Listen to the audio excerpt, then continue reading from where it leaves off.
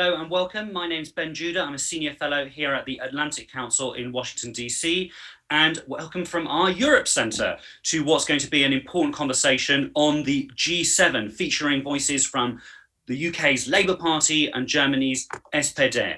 As the G7 kicks off in Cornwall, a lot of the most important issues of our time are on the table, from tax, climate change, international trade. Can US leadership get back on track? What is the progressive answer to a lot of these questions? And I can't think of any better panel to talk about this than the one that we've assembled here today. So I'd like to introduce our moderator, Julia Friedlander. Julia is a senior fellow at the Atlantic Council and the Deputy Director of our Geoeconomics Centre, and previously was the Director for the European Union, Southern Europe and Economic Affairs at the National Security Council. So Julia, thank you so much for moderating today.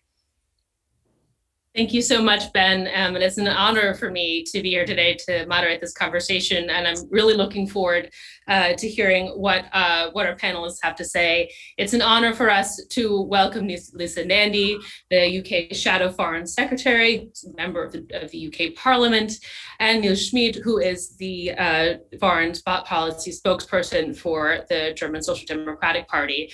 Again, heartfelt welcome to you both.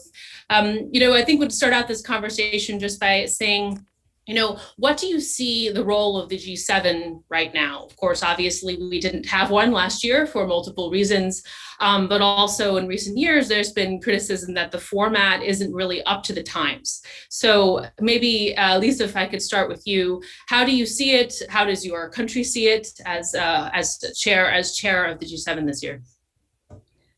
Well, I guess the first thing to say is thank you for hosting us at this really critical time, because we think this is the most important G7 summit in a generation. And there's so much that the G7 together can do, representing some of the wealthiest countries in the world with huge amounts of clout and influence. Clearly, we've got to reach an agreement on global vaccinations, getting the vaccine out to every corner of the globe. And the UK has set out an ambition to do that by the end of next year. But in order to make that more than just a vague aspiration, there's going to have to be real concerted action to ramp up manufacturing and capacity to reach global agreements around raw materials, investing in healthcare in countries that simply don't have the infrastructure to deliver. And this isn't just a question of morality, although that is important. It's also a question of our own interest. The IMF has said that richer countries investing in getting the vaccine out to poorer countries represents the biggest return on investment in modern history. And the economic consequences of not doing so will be felt very, very much by richer countries. The climate crisis is coming down the track. And of course, the UK is a co-host of COP26 in just 6 months' time in Glasgow. That is the moment where we've got to take action, not in decades to come, but in the coming decade. And so we've got to see movement on that. But I suppose, listening to President Biden, one of the things that most strikes me is that he, amongst those leaders, has really seemed to understand that democracy is up for grabs at this summit. We've seen the flames licking at the side of liberal democracies in recent years, not just under attack from authoritarian regimes and autocratic leaders, but also weakened from within by a failure of leaders in some of the wealthier countries to deliver for their own citizens. And here in the UK, we saw the vote to leave the European Union, which was largely driven by people voting leave in areas that have experienced 40 years of economic decline outside of the major cities. We've seen the rise of populist movements, the scapegoating of migrants, and that hasn't been limited to the UK. Of course, the United States has seen similar trends, particularly with the election of Donald Trump in recent years. And a few years ago, I was over in Germany to visit colleagues in the SPD, and went out to Cottbus, a town that is very similar to the district I represent here in the UK, Wigan, that has seen similar decline, where the far right was making great strides, where there was a real need to see investment and to turn around the situation that had just become completely unsustainable for a lot of people. And I think this G7 is important particularly for that reason, it's not just a chance to deliver on global priorities. It's also the moment that wealthier countries have to start delivering for their own citizens too, whether that's on the vaccination programme to get a grip of the health crisis and prevent economic fallout, whether it's on climate to get a grip on the environmental catastrophe, but also prevent economic fallout, or whether it's on the global tax agenda that President Biden is pushing, that the EU is supportive of, that will see billions reinvested in our own economies, as well as getting global tax justice around the world. So for me, this is not just a summit that matters because of what is happening to other people in other parts of the world. This is central to the future of the G7 countries themselves. And that's why there's so much riding on it and why it absolutely has to be a success. Thank you so much for that. And also, I think it's highlighted by the signing of a new sort of updated Atlantic Charter between the two leaders of our two countries just recently. Niels, turning to you, I don't believe that you are currently in Paris and with Notre Dame in the background. I appreciate. Unfortunately not. I really regret it. Yeah. I regret it too. But I mean, listening to what Lisa has said, I mean, do you share the same perspective on the G7 right now and the kind of conceptual, systemic, existential issues behind it? Yeah, Lisa is completely right in pointing out the importance of this gathering. Obviously, G7 does not reunite the major economic powers of the world at this point in time. So China and India, for example, have a huger GDP than, say, Canada or Italy. But what counts for me, and probably for all those who are now in Cornwall, is the fact that these 7 powers have a common understanding of how the economic system should work, a market-based system, which is regulated by democratically elected governments, and which introduces social and environmental standards. And it's also a value-based community. And I believe in a time of systemic rivalry between democratic systems of governance and authoritarian regimes, it's very important to have this uniform and common, let's say, ideological platform for exerting some influence on how the world economy will develop in the future. That's why I really welcome the push for multilateral cooperation, which is linked to this G7 summit, because it's also a preparation of a huge international gathering that will take in Glasgow this year. And what I particularly like about this summit and the days that will follow is the comeback of the United States government in world affairs and the way it is put on stage, so to say, because Biden flies over to Europe not to visit a single nation state like France, Italy, or whatever. He flies over to the G7 summit, to the European Union, and to NATO, which emphasizes the value he attaches to multilateral, not only multilateral institutions in general, but to decade-old bondages between the US and Europe. And it's quite a contrast to what we've experienced under Trump. It also helps to heal some wounds, I must say, especially when it comes to the European Union, which was traditionally regarded as a partner and friend by US governments after World War II, but which was discarded as an enemy or as an adversary and foe by the Trump administration. So this is really a symbol that America is back, and that America and Europeans and the G7 nations want to deal with the global challenges together on a common platform and within a multinational format. And all the issues which are being raised these days, which were mentioned by Lisa, all these issues have a progressive tinge to them. So it's about climate change. It's about fiscal justice on a global scale. It's about investment into a better future for our economy and our labor market. So I really believe that there's also not only common values, but also a common agenda, which will be debated at these gatherings, but which will be implemented in the years to come. Absolutely, and I do sympathize and agree with you.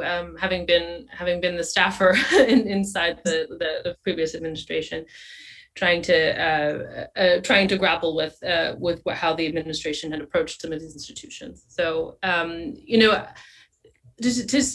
think that I would go back to something you were saying, Niels, about the economic front, right? About how some of these multilateral issues and national security issues are sort of they're the different ones than they did before. And I think the framing that the UK G7 presidency has placed on resilience, for example, is a very interesting one, a multifaceted one. I think also one that's hard to define. Right. So how do we define the resilience of our economies against what? Against the effects of coronavirus, against unfair trade practices by China, right? Against social inequities domestically at home. So, and I see the Biden administration trying to put a frame around all of those parallel challenges. How would you see that being packaged in the G7 going forward?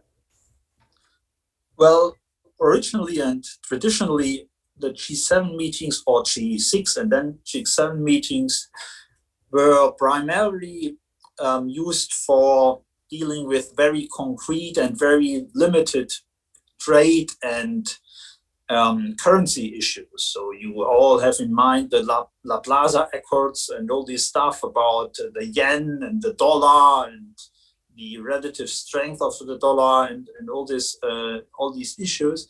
Now it's a much broader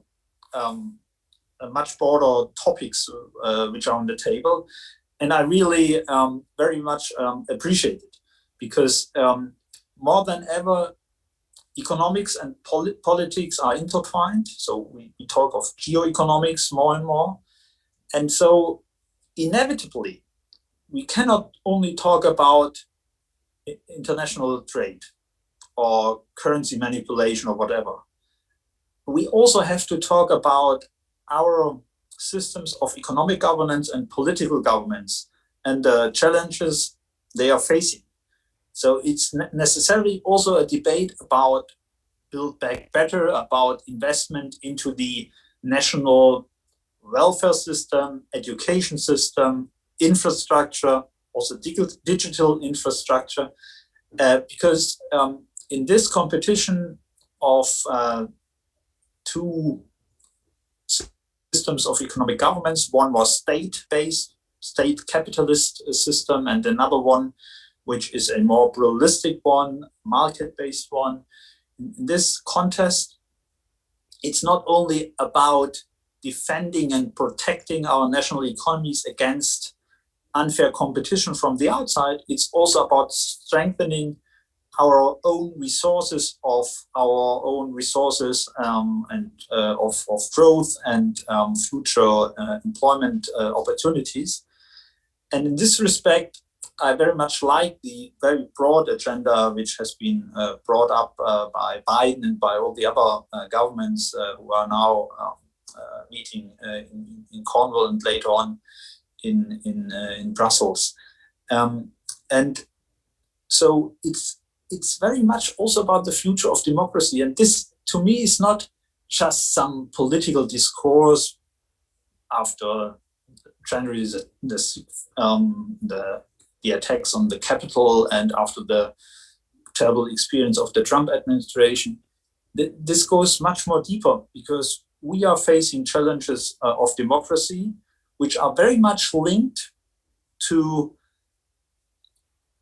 practices, malign practices of international trade and the international fiscal system. So when it comes to having a global minimum tax on companies, on businesses, this is not only about expanding fiscal justice to a global level, which is fine, which is very social democratic and which I fully support. It's also about defending the very basis of democracy, because in democracies, governments need tax income in order to finance what majorities in parliament vote for. You cannot just confiscate assets of oligarchs like Putin has been doing in Russia, for example, in the case of Yukos and Mikhail Khodorkovsky, or as the Chinese government has been doing with regard to Jack Ma and other private business men and women. And so what's on the table is very much also the future of democracy and the very economic and fiscal basis for effective democratic government. And so I believe this is a huge task ahead of us. And this is now part of the G7 debate. And this, of course, has nothing to do with what we debated in the 70s and 80s. Thank you so much. You put that so well. And you said malign use of the fiscal system. That's a geoeconomic question, if there ever was one. Lisa, you were nodding your head quite forcefully there. I'll just let you jump in there to respond. I think you probably have a couple areas you want to touch on. I mean, it's turning into one of those debates where people agree with one another to an unhealthy extent. But in some ways, I think that tells a story about an agenda, as Neil said, that is forming, that is progressive in outlook and does have a realistic chance of prevailing, and more importantly, has a realistic chance of meeting the moment. I said this is the most important G7 in a generation for a reason. The challenges that we face are existential for liberal democracies, and so this is the moment we have to rise to meet them. And I was just sort of reflecting, Julia, on what you were saying about the focus on resilience. It seems to me that approach has done some really important things. First of all, it's helped us junk the false binaries that have held us back for a really long time. There's been this false division, for example, between the global and the local. Can you deliver for people across the world, or can you deliver for your own citizens? Well, it's become increasingly clear that if you don't do both, you don't do either. And that has been enormously welcome, particularly as we look at something like COVID-19. It's so clear that unless you defeat the virus everywhere, you don't defeat it anywhere. And that means breaking your own transmission chains as well as helping other countries to do the same. But it also has junked this idea that the economy and the environment are somehow pitted against one another. You can either be for better living standards for people, or you can be for preventing environmental catastrophe.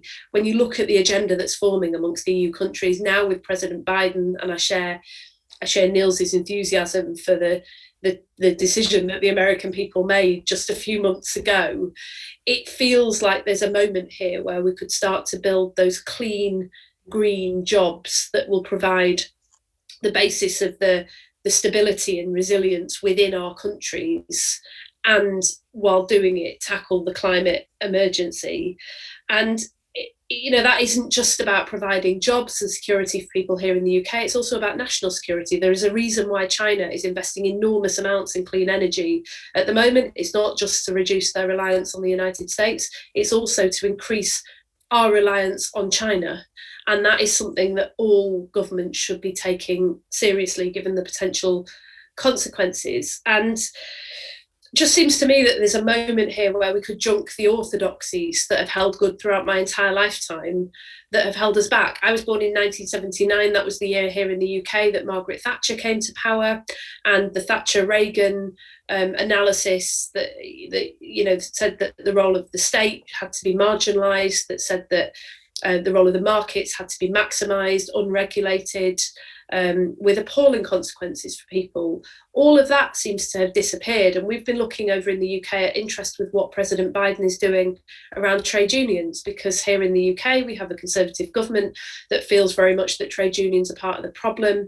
We've had in previous years on the left a suggestion that business is part of the problem. And actually, the approach that President Biden is taking, similar to Mark Drakeford, the leader of the Welsh government here, is that business, trade unions and government have to work together in order to resolve this. This is junking orthodoxies that have held good in this country for over 40 years, and it feels particularly exciting. And as Neil said, that then gives us the opportunity, it opens the door to cooperation that is based on shared rules, which is a challenge for the UK because the UK government has been busy tearing up those rules and agreements, the international law that is the basis of trust and cooperation, but it also on shared values. And that's what I think as progressives over on this side of the Atlantic, we find particularly exciting about the developments in the United States, because we've had a few years here in which our government was very, very keen to cozy up to President Trump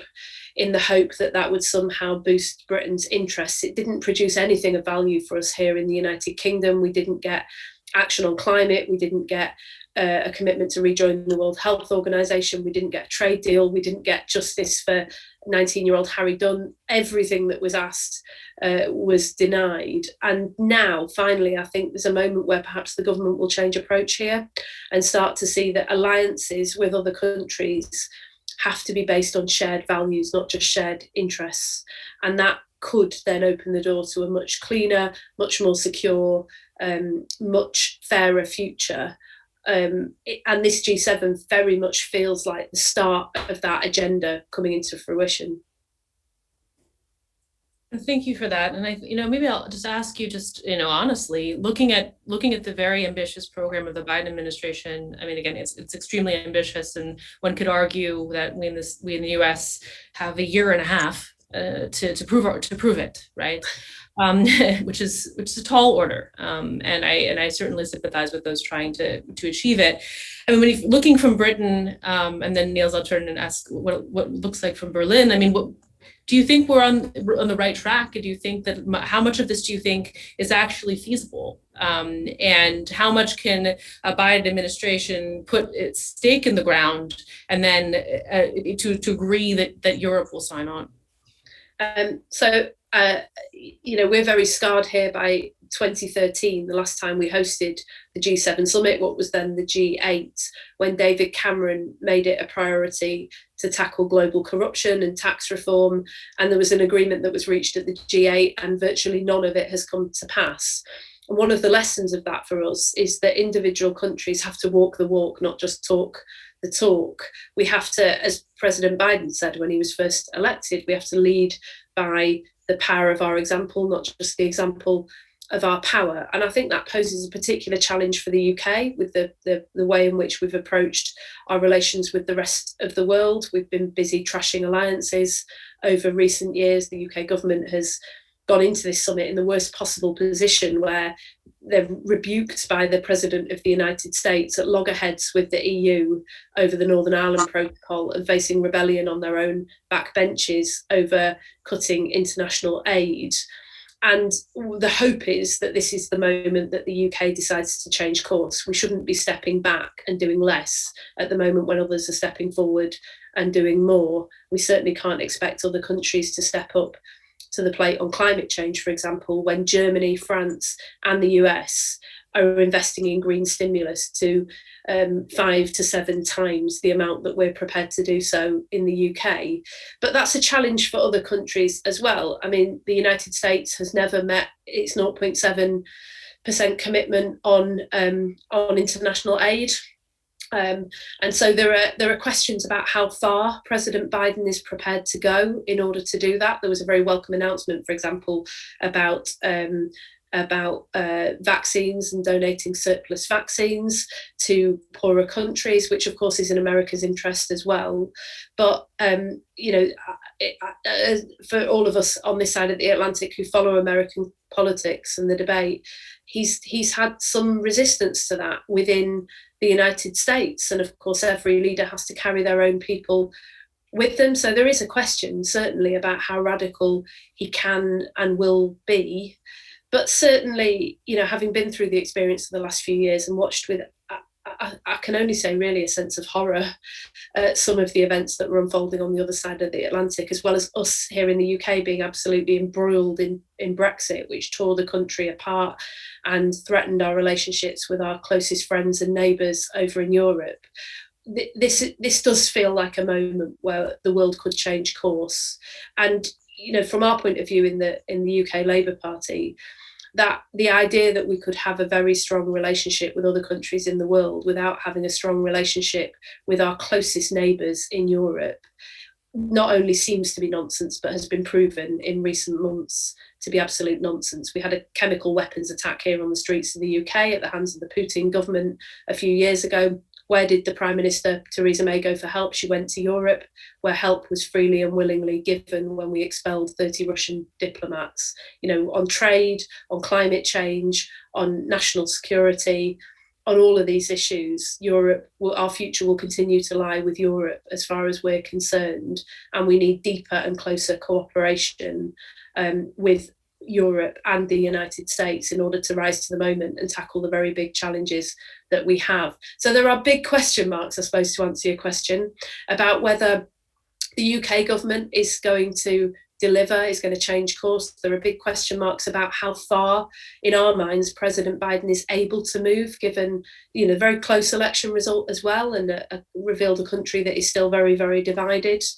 But it feels to me that this is exactly the right approach. You cannot hope to solve the challenges that we face by tinkering around the edges. And President Biden has signalled that he's going to go big in order to make the big, deep changes that America is demanding. It seems to me that is the right approach in Europe, it's the right approach in the UK, and it's the right approach in the US for ourselves and for the rest of the world.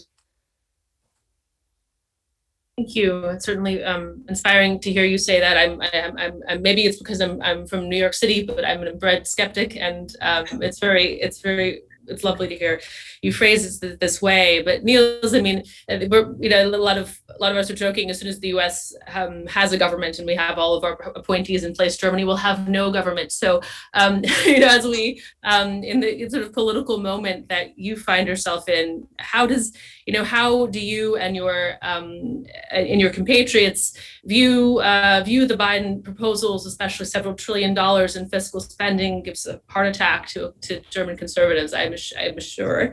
But how are you packaging this? Well, to many Germans, the Biden policy seems much more European.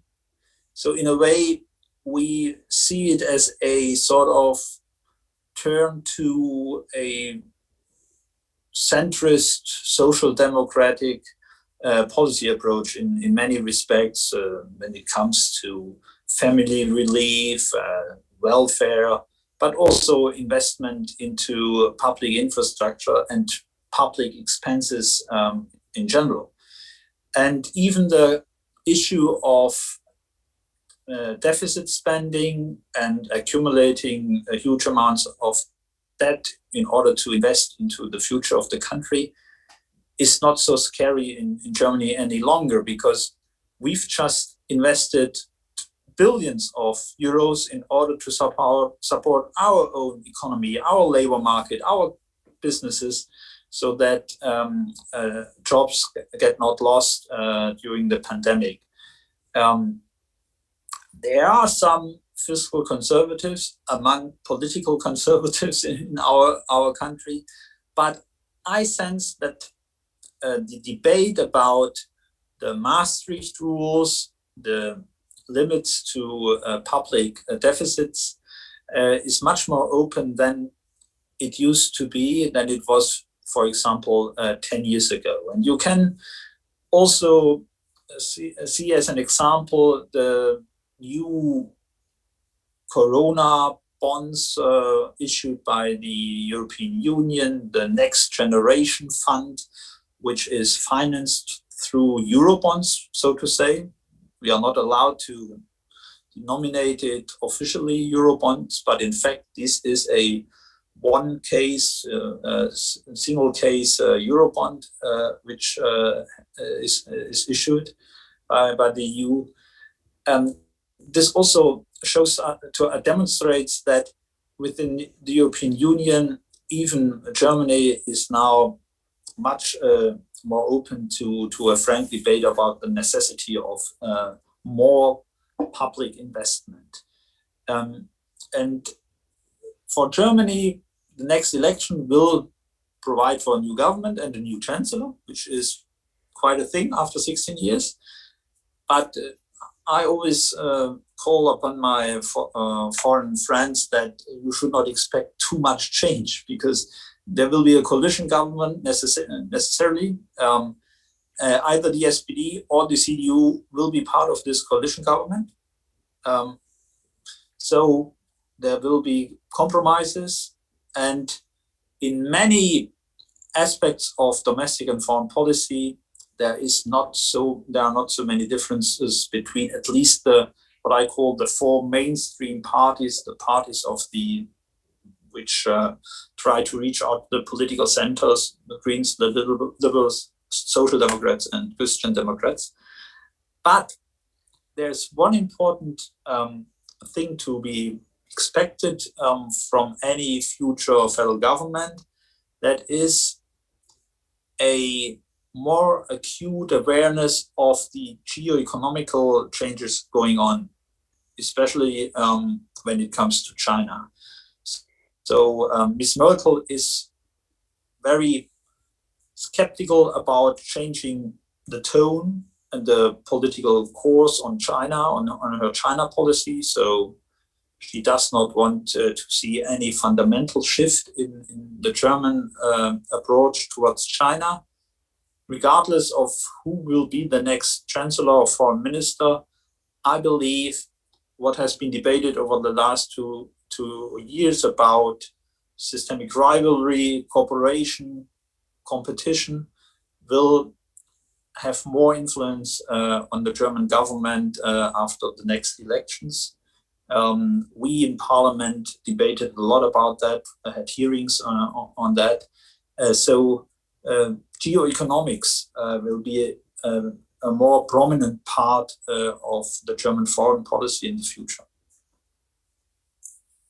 Certainly, as someone who runs a Geoeconomics center, I certainly welcome that as a focus. But maybe, how does that work out in terms of the institutions, right, that we have, right, between the G7, and there's we have someone in the asking in the chat about the OECD. How does resilience and strategic rivalry and geoeconomic challenge by China work itself out through the existing fora that we have? Well, first of all, the G7 for me is the very hardcore of a value-based international order. And so coordination among the G7 countries is key to influence how other multilateral institutions and organizations will work and will deal with current challenges. And so when it comes to the OECD, I still see a vital role for the OECD in terms of economic policy and fiscal policy. So as far as I've understood, the G7 agreement on the global minimum tax will be submitted to the OECD and will hopefully taken over and agreed upon also on OECD level. And for the details and specifics, the OECD is the right place, because the OECD can play has already played a very important role when it comes to closing down tax havens, very slowly sometimes, but still it's a much larger format. And the same is true for the connection between G7 and NATO or the European Union, I believe that we shall have a strong focus and even stronger focus in the future for the German foreign policy on the EU. And when it comes to the China challenge, there cannot be any longer a national policy by the German government or by the French government on China. It needs to be a European policy. This means also that we will have to make compromises. And I think that many of our European partners expect Germany to take the lead on an EU-China policy, but also that Germany is ready for compromise to reach that goal. And in order to do that, we must broaden our approach to China. For too long, German businesses, German politicians consider China just a huge market for cars and chemicals and other manufactured goods. Now we have to understand that there's more out there, that it's not only about market opportunities, but also about systems of governance, and that even in terms of market share and market growth, we should not expect China to continue its path as we have seen it evolving over the last 20 years. So now the concept of dual circulation to me, means that German and European companies cannot expect to have growth rates as in the past for the next years to come. Chinese companies are also more technology advanced. They will take more market share for themselves. So even through the narrow lenses of business, we should strive to diversify our business operations. And I think that this should be accompanied by a very robust and assertive EU policy with strict reciprocity, with also instruments and tools to defend economic interests vis-a-vis third parties, for example, China, when it comes to public procurement, to state subsidies, to the role of state-owned and supported enterprises. So there's a lot to do to sharpen EU tools, and maybe this is a difference to other partners within the framework of G7, because there's the European Union, which has a lot of competences, especially in trade and more generally in the regulation of economics. And so necessarily the strategy adopted and the policies adopted by EU member states might differ from what the UK government or the US government might do. And in order to have a good coordination on that, G7 will have to play a very big role.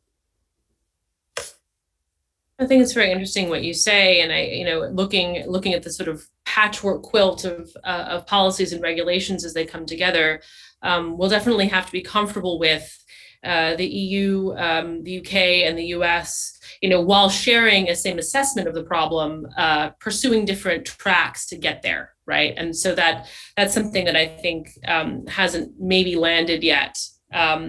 Particularly with regards to understanding the full scope of how what the EU actually has done.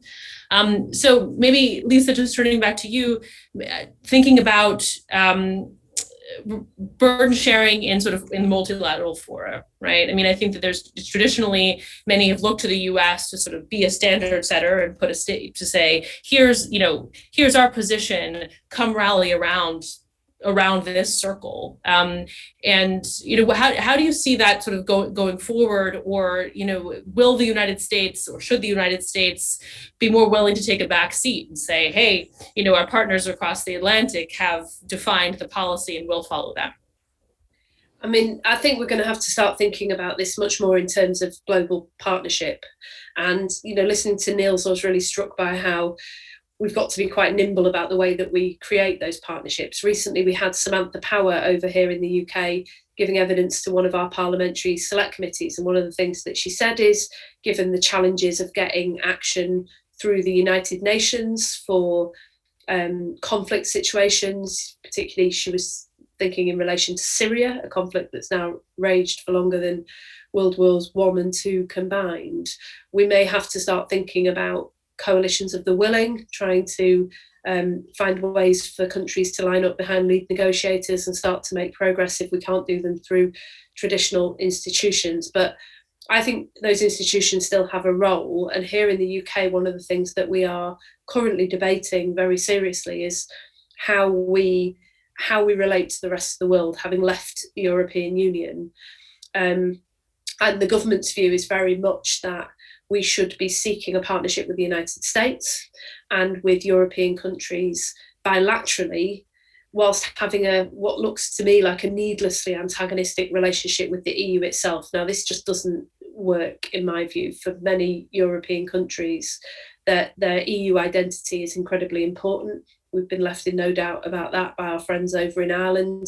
And a strong and constructive relationship with the EU itself is mutually beneficial and reinforcing to good bilateral relations with other countries.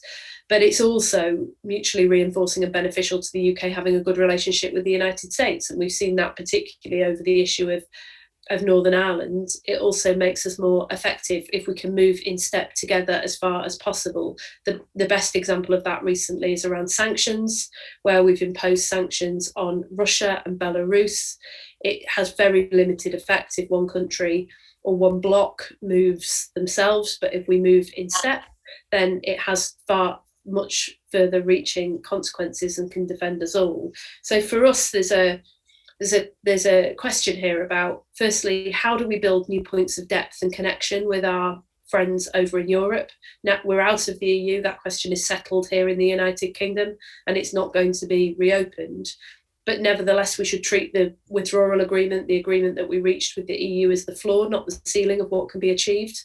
I'll give you an example of this. Recently, John Kerry was over in Brussels meeting with EU leads on climate change to discuss the agenda for COP26. This is a summit that the UK is co-hosting with the Italian government, and yet we weren't even in the room when the EU and the US were meeting to discuss how we were going to shape and set the agenda for that vital climate change summit. So, you know, new institutions and forums that enable us to work together with the EU much more closely. I think that's also helpful in terms of thinking through the relationship between the US and the UK, right? Because we've got the rise of China, which is a real challenge, but we've also got increasingly aggressive behaviour from the Russian government. And the UK government here is very keen that we tilt to the Indo-Pacific, but actually, you know, sending ships thousands of miles away to the South China Sea to try to defend UK interests makes little sense if you're not actually taking action to defend yourself and your democracy in your own backyard. So NATO becomes an incredibly important forum for us as well as supporting the US to build partnerships and alliances with democratic nations in the Indo-Pacific. But to return to the G7, which is obviously very foremost in our minds at the moment, all those world leaders currently thrashing this out in Cornwall as we speak, it seems to me that the G7 will continue to be important. And I saw a sort of assertion in the Q&A chat box that perhaps the G7 was too limited in scope. But look at the tax on the world. The City of London still provides a safe haven for dirty, dark money that sustains the Putin regime, sustains the Lukashenko regime. You know, it seems to me a nonsense that Belarus can still issue bonds on the London Stock Exchange, even at a moment when the Foreign Secretary is imposing sanctions on those connected to Lukashenko. But that isn't limited to the City of London either. I mean, the same is true of Berlin and New York, taken together, these are powerful countries with an outsized role in tackling global corruption, and leading by example not only makes a very, very immediate difference, but also encourages then those other countries around the world to follow suit through the OECD and other mechanisms as well. So it feels to me that, you know, sometimes on the left, on the progressive left, I think we sound like the pessimists. And here in the UK, we've learned that lesson the hard way. We've got a prime minister that talks big but doesn't deliver on the right wing of the Conservative Party.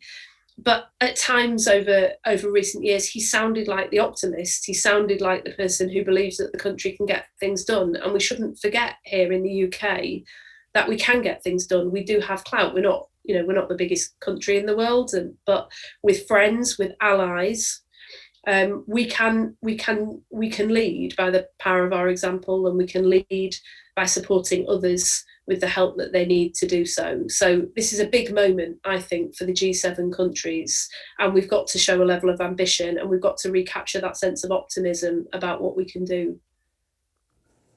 Maybe I was talking to a colleague in the banking sector yesterday in Berlin, who was saying to me that, you know, when the politics is going sour, capital markets are actually the ones that seem to be the glue holding us all together.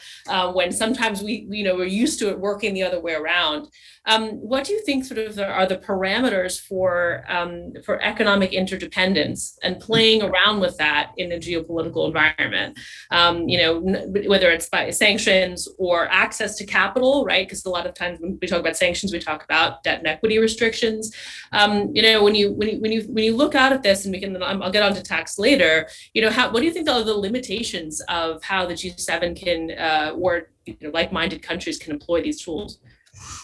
Well, I think we're starting to see some of that cooperation, particularly in relation to the sanctions regime. We've only just got, I know you've had it in the United States for much longer, but we've only just introduced a Magnitsky-style sanctions regime here in the United Kingdom. And I think there is actually a cross-party consensus here that unless you work in step with other countries, you have very limited effects. I think the proposals around the global minimum corporation tax show that there is a will and also an ability to take action collectively in order to advance that agenda. It's something that people on the progressive side of politics have been campaigning for a long time, but with very, very little prospect that it would ever come to pass. And suddenly, with the election of President Biden, the door has opened to that, and we're looking at a very, very different global justice agenda. But I think where this gets really complicated is in relation to China. And I'm not sure that any country or any set of countries or any alliance has managed to really work out how to deal with this. It's quite unlike anything that we've had to deal with before. There are some in Britain, in the British political system, who liken it to the Cold War, but it's far more complex than that. There's no global challenge that can be solved without the constructive engagement with the Chinese government. China is deeply embedded in the global economy, including here in Britain, and there is very little prospect of any of that changing. But there is also a serious problem with genocide being committed against the Uyghur in Xinjiang, and recently the UK Parliament became one of the first in the world to recognise what is happening as genocide. But also here in the UK, we are co-guarantors of the Joint Declaration in Hong Kong, and we are desperately concerned about the encroachment on democracy, the rule of law, the rights and freedoms of people in Hong Kong over recent years. And so there has to be an alliance of democratic countries that is capable of working, of taking a twin pillar approach to China. Firstly, to enable us to challenge on issues of human rights, particularly, but also the economic model that is not just driving down living conditions in China, but is seriously impacting on wages, living conditions, and working practices around the world, but is also capable of cooperation with China on COVID-19, on climate change, on those things where it really matters. And that means we need to have far more global cooperation and far more strategic independence. We saw it here in the UK with the role of Huawei in our 5G network recently, which became a huge political issue. And eventually the UK government did the right thing, in my view, which was to remove Huawei from our 5G network, but did so reluctantly because we lack homegrown alternatives. We haven't worked with other countries. We haven't invested in infrastructure here in order to have an alternative to that. So we need a comprehensive strategy in order to deal with that. Is it possible to achieve the sort of twin pillars I'm talking about? I'm not sure. But is there an alternative? I don't think there is. And so we have to try. And what I find interesting about the China debate is that this isn't just a debate that's happening on the progressive wing of politics. There's a growing consensus here in the UK, not shared perhaps by the government, but certainly by Conservative MPs on the backbenches in Parliament and every other political party, around the way in which we need to approach the rise of China. And that gives me some hope, actually, that we may be able to come together and resolve it. We're starting to get it right here in the United Kingdom. The government is reluctant, but the pressure coming from all sides of the political divide is starting to make that happen. And if we can replicate that at a global level, we may see progress on human rights, as well as protecting us from the economic fallout. Thank you so much for that. And Niels, I definitely welcome your response to what Lisa said about strategic independence. We have some questions in the chat about how to deal with Chinese aggressions in the Indo-Pacific and with regards to Belt and Road.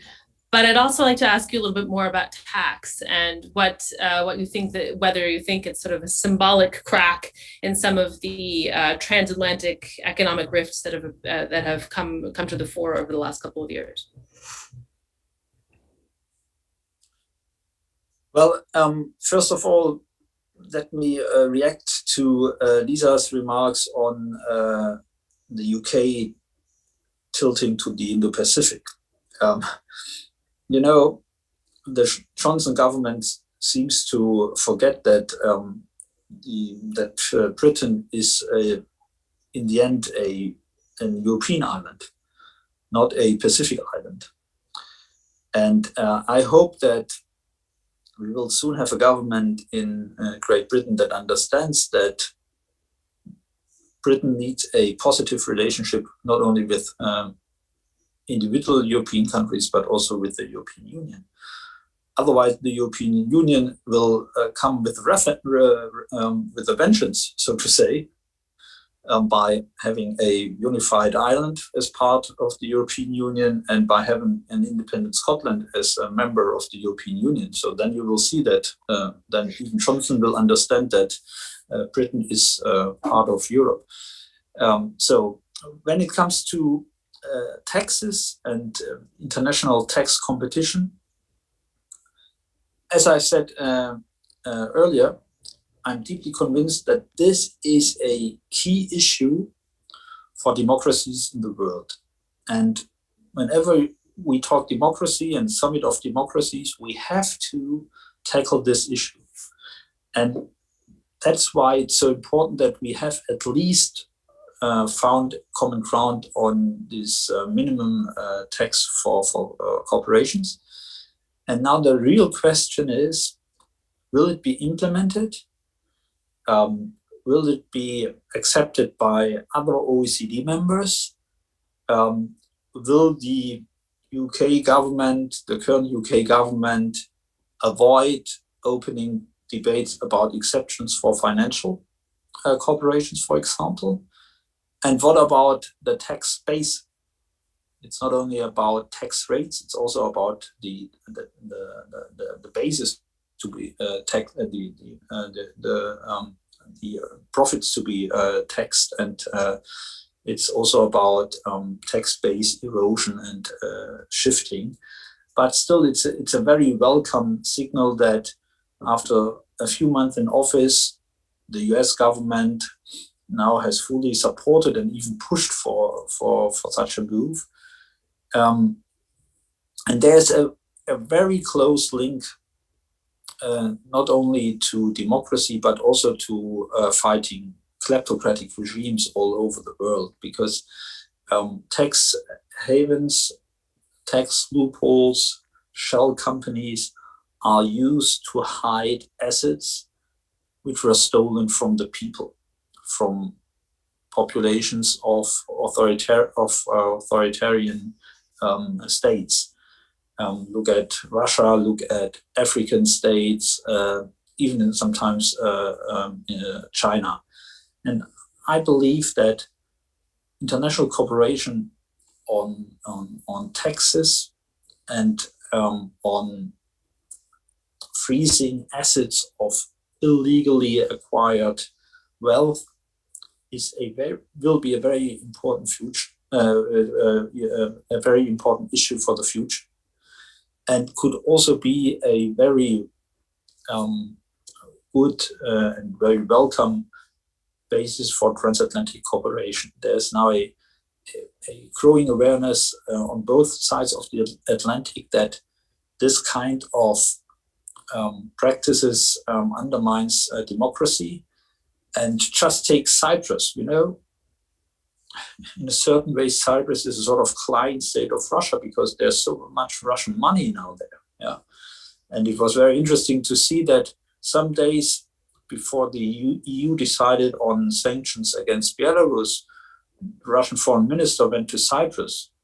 And for some days, Cyprus vetoed sanctions against Belarus, not because Cypriots were against sanctions against Lukashenko, but because there were other issues with regard to Turkey and so on the table, but also because there's this influence of Russian financial interests in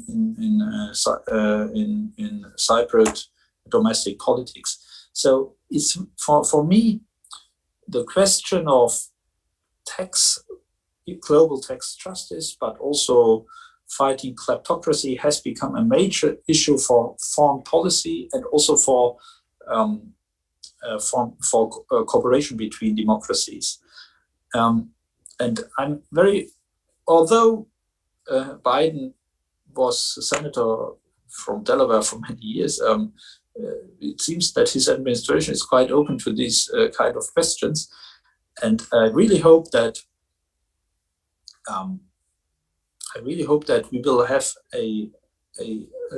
some further improvements beside the minimum tax on these issues in the future. Thank you so much for saying that. I think it's really important to underscore, and this is some arguments that we've made at the Atlantic Council and others have, in partner institutions, the link between the financial sector and national security. Now, it's a really hard link to make, I can tell you, because I come from the Treasury Department. To use financial regulation in national security, it is a challenge and something certainly that I would task the G7 with trying to deal with. Yeah. The interesting thing for us in Europe is that we do not often discuss it in terms of national security, rather in terms of democracy and defending transparent governance. But either way, you can really argue for a strong cooperation on that. And for us, this has really become a very important issue. I truly believe that it's not only an American issue. Once again, as in many cases, there has also been a very strong push from academic circles and think tank circles in the US on that. But still, it is for us a threat to, let's dub it national security, but even more fundamentally, because it's about our democratic systems, it's about our values, and it's about channels of foreign influence into our democratic processes. And unfortunately, all national governments have their weak points on that. So look at London and the Russian oligarchs, look at Berlin and some Russian oligarchs, look at Paris and African dictators. and you name it. And it's, for example, in Germany, we have very weak institutions, a very small number of staff, which is competent for illicit real estate transactions and all this stuff there. We have a problem of registering such flows and such transactions. So there's a lot to do on every national level, but there's even more scope for international cooperation on that. And so that's why I want to underline that the formal agreement on global tax norms can only be a start, because tax, as we know from national tax debates, tax rates are fine. You can debate the level of the maximum income tax rate. You know, this is 48%, 42%, but it does only it's only relevant to a certain degree. It's also about tax basis and about who is able to shift tax income just out of sight of national fiscal authorities. Thank you. Well, I could talk to you about this for hours. Personally, Lisa, I'd like to give you a final word if you'd like to take it, and then turn back to Ben to close us out. Oh, that's really kind. And just to say that I've really enjoyed this. I know that sometimes when you get on a debating panel with people who largely agree, it can be quite frustrating for the moderator, but actually I think what this has shown is that there is an emerging agenda that is shared by EU countries, by the UK and by the United States, and supported by many people in them, and it looks progressive. It's pointing towards a fairer future where big multinationals and tech giants pay their fair share of tax, and that money is reinvested into people, into public services, into opportunities, and into reversing economic decline. It looks like an agenda that provides the clean energy jobs of the future, which safeguards our national security, which gives us the independence to stand up for human rights, that gives us the ability to invest in dealing with environmental damage. And it looks like a world in which we come together rather than break apart. COVID-19 for me showed two visions of the future. It showed, on the one hand, in the political system, rising geopolitical tensions and a very toxic political environment and attacks on institutions like the World Health Organization and on migrants and closed borders. But it also showed, through those brilliant scientists who came together, Chinese scientists, American scientists, British scientists, EU scientists, who collaborated even in that very, very toxic political environment, and who, taken together, have already found the diagnostics and treatments and vaccines that have saved millions of lives. This is the vision of the future that we can be. And this debate has given me great hope that whatever the attitudes of individual governments at whatever particular time, and we're very concerned about ours, nevertheless, there is a progressive agenda forming. This is what the future looks like. And if we get this right, and if we work together, then the next decade could very much belong to us. Thank you. Thank you so much from me. Ben, over to you. Thank you so much to both our guests for walking us through, this emerging progressive agenda in international politics. I'm really thrilled that both of you could speak here today. And I'd like just to say that we'll continue to be working on these issues at the Atlantic Council. And we very much hope to have both of you speaking with us again soon. Thank you so much for joining us here today.